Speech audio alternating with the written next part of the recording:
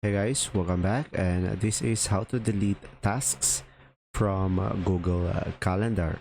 So first thing is just simply go ahead and select one of your tasks, and as you can see over here guys, you will have an option here which is the delete task icon. So just simply select this one, and as you can see, the task will be deleted. And now guys, another option is you can just simply right click on the task, and you can just simply select delete in order for you to remove them, and you can undo them down below over here. So now in order for you to see all of your tasks, you can just simply select this one at the top right corner of the screen, switch to tasks. So select this one, and from here you should be able to see all of your tasks. So in order for you to delete all of them, you can just simply check all of the tasks and go for the completed.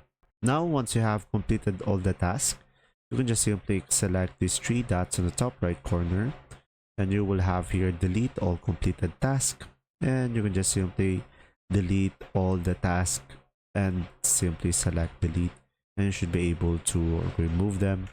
And from there you should be able to delete multiple tasks, and that's simply about it. I hope this video helped you understand more.